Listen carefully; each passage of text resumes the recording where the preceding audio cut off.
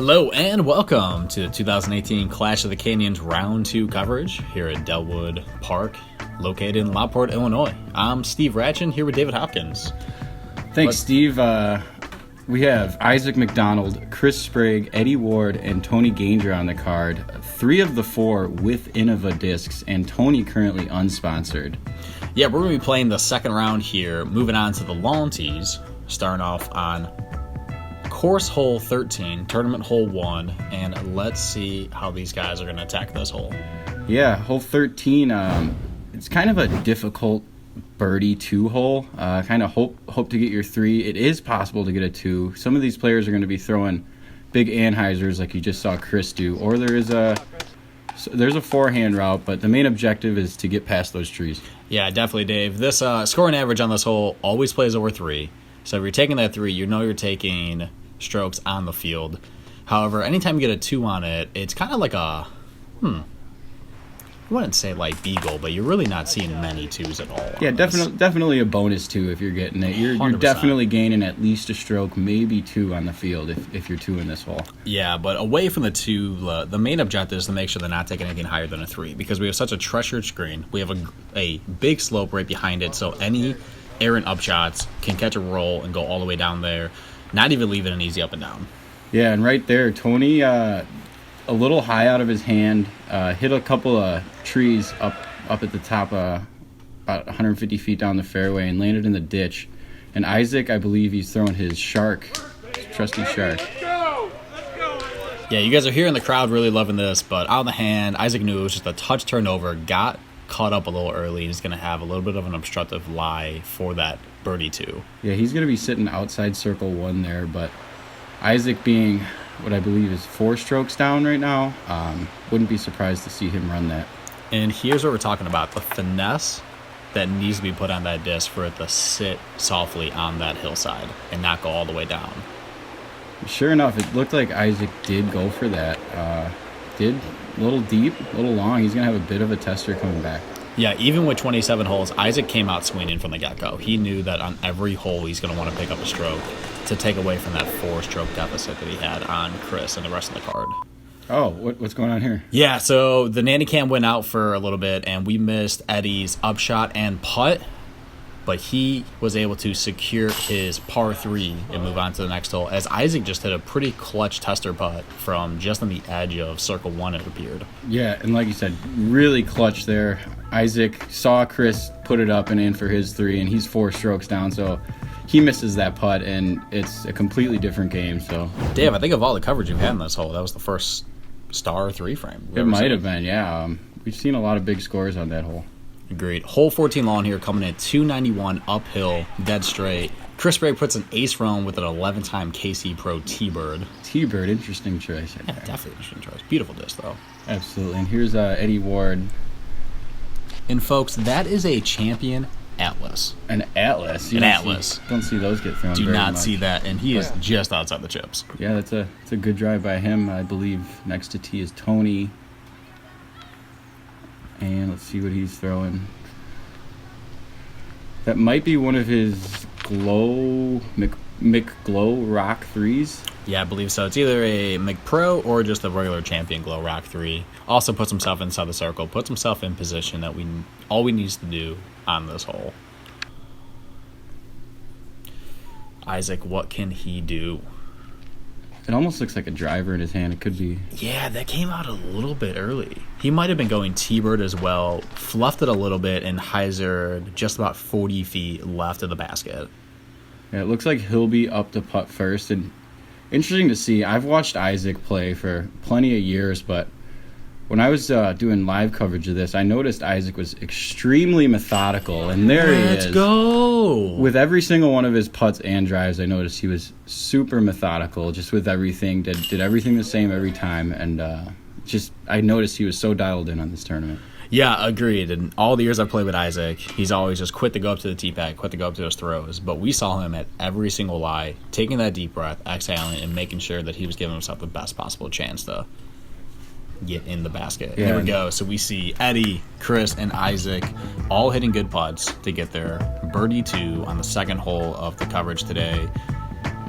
Isaac is he's trying to battle back, but it's tough to battle back when the leader's just matching him stroke for stroke. Yeah, he's just going to have to play his game and just keep getting his twos where he comes as we call this birdie alley, holes 14, 15, and 16. These are super important to get, especially when you're on the MPO lead card. What a kick there, David.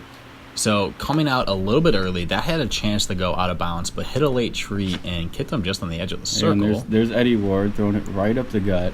There is I guess you could say a local route, a little hyzer. You're not going to see any of these guys really throw it. Yeah, I doubt any of them would consider it. Isaac's Isaac pulling a star red out here, but just as that just loves to do when it slows down, it fades out left and gives himself the third tester putt of the round. Yeah, I would say even more than a tester. He's outside the circle one, I think. Yeah. And Tony, I think this is one of his pumpkin putters. He throws quite a few different pumpkin stamp putters in mid-ranges, I believe. And that AVR is sitting underneath the bucket. Yeah, that's beautiful shot. That looks good after coming off that short missed putt by Tony. He's going to be happy not having to putt on the next hole. Ooh, it's a little strong right side. That's surprising to see spit out like that for a mock X. Ooh, and you almost saw it twice in a row. Teeter-totter, let's go. Yeah, Isaac is probably close to circle's edge, maybe just outside. But like I said, he just looked dialed in this round, and another made putt from Isaac. He's really concentrated. Isaac has just hit a putt from about 25, 30 feet on the first hole, 40-plus feet on the second hole, and about 35 feet on the third hole. And he's got to be feeling pretty confident with his putting stroke right now. Absolutely. And after 2 holes of play, 3 holes, excuse me, we have Sprague and Isaac both at 2 under, Eddie at 1, and Tony also at 1.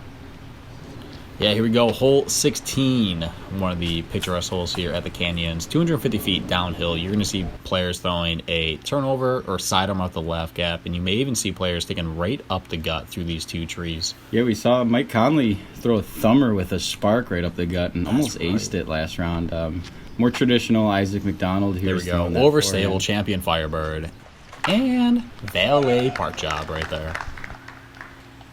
Looks like he's going to go 4 for 4 from inside circle 1 after this hole. Looks like it. I doubt after making all those long that he's going to miss that little 10-footer. And Tony looks like he hung this one out a little bit, asking for it to get right. He played that a little bit low, didn't have the height on it, so the disc kept fighting forward as it went to the ground instead of towards the basket. He hit the wall, and he's going to have an obstructed putt, but he'll have a look for sure. Yeah, but that's got to be at least 45, 50 feet. Man, looks like this doesn't have enough juice on it. So kind of doing the opposite of Tony there. Eddie comes up a bit short on his forehand. Yeah, we're going to have a whole bunch of different looks on this hole. Coming to Tony first. Yeah, he was up against the wall, right? Oh, I hope that branch didn't get in his way there. Oh, just hits bottom of the pole. Yeah, so you get relief from that wall, right? Yeah, so that wall, you are able to take immediate relief. And I remember looking at Tony's lie there. And if he were to take the relief off the wall that he would have been granted, he would have put himself right in the way of a couple trees and not have a look at the basket. So he hung himself tight to that wall and gave a valiant effort at it. But did my eyes just deceive me, or did Chris Sprague just putt upside down and lefty? He did putt lefty. He tends to do that from about inside 20 or 25 feet. I think he put it upside down and lefty, so I wonder if there's a threshold where he starts doing that. You know, that's some bonus points in our hearts, but no bonus points on the scorecard. But there we go. Sprague and Isaac, stroke for stroke, 4 holes in. We are moving on to hole 17 long here, 678 feet, dog leg left. That gravel path that you see on the screen now is inbounds. However, just beyond it is a raging creek. And don't let your ears fool you, as that creek really is raging from the coverage yesterday, as you'll see in a few holes. Yeah, one of the most beautiful par 4s here. First shot's just a placement shot. Big hyzer. You want to get it out at least, I'd say, 380 to 410 feet. And, yeah. It's all about the second shot on this hole. There we go. Just trying to go around the corner. It looks like Isaac was going that stable Firebird. Tony went a stable Star Destroyer. Eddie throwing a stable driver. I think it was actually a Thunderbird on this hole. And he hung it out there we bit, go. Right? So that's inbounds. That gravel path is completely in on this course. Sprague, pretty early. He's about 500 feet away from the basket. knowing to not get too crazy, he just throws a position shot, middle of the fairway, to get up and down for his par 4 here. Yeah, that's not a bad call. I mean, he knows it's near impossible to birdie 3 that from there. So just placing it where he knows he can get up and down. What a pro-intelligent move there. So Isaac was only 370 feet away. And for someone that can throw 500-plus feet, you saw him do a little bit of a run-up and about a full throw there because he knew there was a backstop right behind the green. So he took out his splatter Brinster Destroyer, threw it pretty hard, knowing that if it cruised past the basket, it would stop and give him a putt anyway. And he's in prime position to get the birdie 3 and the more important stroke off Chris. Yeah, that's just knowing your surroundings there and knowing exactly how every hole is played, which probably is to his advantage because he is the only local on this card and knows this course backwards and forwards. And by local, we mean Isaac walks to this course to play during the summers. That's right. Here we have Chris, his third shot, just getting up and down, looking to get that par, and he's going to do just that, puts it 2 feet away from the pin. Perfect. He's out of position off the drive. He concedes the 3 and just says, how can I give myself the easiest 4? And underneath the basket. Doesn't even need to put that one in, lefty or righty. And Eddie had a good look there for a birdie 3, probably about 45, 50 feet. And he just put it high left, almost got it. Tony, the same fate there. He's going to be putting in for his par 4 on this 678-foot. Yeah, and 4 is not a terrible score in this hole. Getting the 3s, we see Isaac just putting in right there, is no easy feat. You need to have prime position off the tee shot and still be able to execute about a 380-foot straight the turnover shot into this green. Yeah, that's fantastic. One of the more difficult up shots you're ever going to play at Dellwood and at any course for that matter. Agreed. After 5 holes, we see Isaac finally picks up the first stroke on Chris Sprague, only 3 strokes off the lead for this lead card. He is 4 down for the round. Chris is 3 down, and Tony and Eddie are both tied at 1 down. Moving on to hole 18, a pin. The pin straight up the gut. Looks like he's going champion Shark 3. He loves that frisbee. Such a great disc. You don't see many people throwing sharks, but Isaac throws it with perfection. You really don't. You see players throwing rocks. You see players throwing MD3s, and that Shark 3 fits just right in between those two. Oh, this is interesting.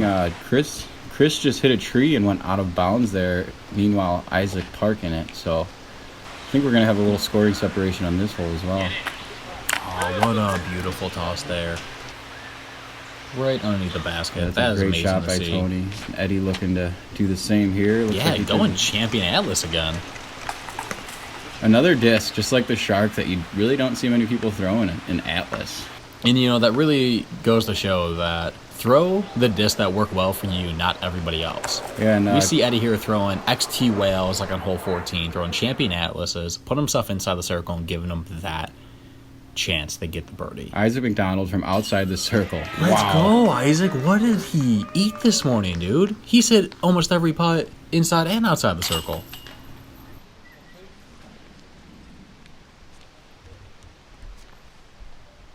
And here's Sprague with his patented lefty putt, and that's going to be for a bogey 4 as he did hit a tree and go out of bounds. Bogey 4, but 2 for 2 with lefty putts. 0 for 1 pulling out the disc out of the basket, though. Yeah, he's going to have to work on that. And Tony puts in for his birdie 2 after a great drive. And I believe we are moving on to the first temporary hole here. Steve, why do we have temples? So overnight, weather hit us and said, let's put a whole bunch of rain down. And that creek that runs throughout the course flooded out the 6 and 8 loop. So we had to add 4 temporary holes about 5:30 in the morning. Got them set up, and here's the first one. 18A, 175 feet uphill. But right in front of Isaac's drive there is a pretty big goalie in front of that wall. There's a wall. There's a wall. I don't know if you may be able to see it from here. Right before the basket. So if you land before the basket in that wall, that's going to be one awkward putt that you're going to have to make. Oh, there we go. Tony's able to stay up top. He's going to have a level putt with the basket. And let's see what Eddie can do here. He looks like he's going to land before. Man. Just like I said, he's going to have a weird putt from down there.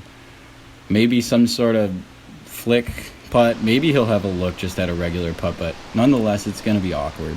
Can Chris have enough speed on this to get above the wall? Some sort of putter looks like he's turnover. also going to be in that goalie. So here's Isaac, short of the gully, a more even putt, and doesn't even surprise you anymore, Dave? No, he's 100% I think he's inside the circle. 100% inside the circle, and I believe he missed one putt outside the circle. So yeah, it was the first putt of the round. Through some trees, didn't even have a good look at the pin. So yeah, his putter pants are on for sure. Here's Tony cleaning up his birdie too. There we go. Can we see the first par birdie frame in what upside down lefty Annie uphill? What? Called a squeaker. So wall or no wall with Sprague? Is it from a certain distance no matter what he goes lefty? I think it's don't quote me on this, but somewhere around 20 to 25 feet and in. He likes to putt lefty. He is actually a left-handed individual, but from his baseball background is where he got his right hand disc golf throwing motion from my understanding. So the second temporary hole, 18B, is what we called it here. It plays uphill up a tight tunnel to one of the practice baskets that we have on the property, and you really need to get outside this gap because there's a hillside right, a hillside left, and just some danger that can come into place if you do not pipe your shot. And it looked like Tony Ganger found that danger. He went left of the path, and he's going to have a difficult up and down from there. Oh, clean shot. There we go. Let's see. Chris Sprague just lost a couple strokes in the last few holes, and it looks like beat up, maybe big beat AVR. Yeah, it's got to be an AVR. That is so creamy. That's textbook. Was he the only one to throw up? No, Tony threw a backhand too, but dude, that's not textbook. That's like encyclopedia right there. Yeah, that was insane. And Isaac looking for another outside the circle putt. No, that was actually an outside circle two putt.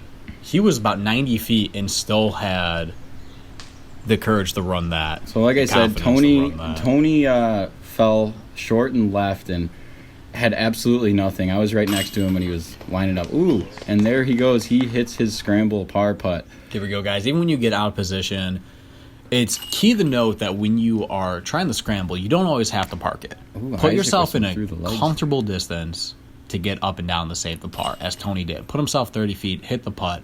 Beautiful. Yeah, you don't have to try anything too crazy there, as Tony did. He knew he could make a 30-foot putt. So. And lefty putting, 100% still. There you go, Chris Sprague maintaining a 3-stroke lead still? A two-stroke lead after Isaac hit that huge putt on 18 with a birdie 2, and Sprague actually getting the bogey 4 after going OB, now getting that stroke back. Moving on to the third of 4 temp holes here, we have Eddie Ward, one of the fastest throwers off the tee, throwing pretty routine hyzer shot here. Steve, tell me about this hole. Yeah, so we have a hole, we're calling it 18C. It's our third temp hole of the round, 275 feet. Looks like Chris is going in that direction. Maybe a little bit of grip lock, maybe a little bit of slip, but no, that does not get back in bounds, Dave. And that went out pretty early, over the house. This is giving Isaac a huge opportunity to tie or maybe even take a lead here, but nonetheless making it interesting. Fixing from that mistake he saw right before. He threw an overstable champion Firebird, puts it in the chips. Looks like Tony's doing something very similar there. Maybe just a little bit of slippage on this drive, as we did have weather we were battling the whole weekend. Those weren't real tee pads, it was just gravel, right? Yeah, and like we saw, Chris went out of bounds pretty early, so he almost has a full throw up to the basket, 200 feet. Yeah, he was visually upset. As you might have saw, he threw that, grabbed his cart, and walked away extremely quickly. So, yeah, starting off with 4-stroke lead, and after this, if Eddie and Isaac are able to convert, and Chris is still able to hit this bogey save, let's see it. Righty power in the basket. What would you say, 30-ish? That was just about 30, yeah. He was putting right-handed. It was a good hit. So and a right-handed putt. So within maybe 25, we'll say he goes lefty. I'm definitely going to ask him. But if Isaac he does hit this, he is now tied with Chris after 9 holes. And Eddie, boom, tied as well. We have a battle on our hands, David. Yeah, 3-way tie. And Tony, I don't believe he's very far behind there. No, only about 3 strokes back. And we have a lot of action left. Yeah, still 18 more holes. 18 more holes as we see Chris, Eddie, and Isaac all 22 under par for the event. Tony only 19 under par, a couple strokes back, but we have a lot of exciting action, so stay tuned for NYC's productions of the middle and back 9 We want to thank our cameraman, Tyler Wallenberg, Sean Callahan, and NYC himself, Ryan, for putting all this together for us. And we had one of my good friends, Jacob Taskey, doing a little bit of slow-mo. Whole crew came out in full effect to get this going. Thanks for tuning in. Peace.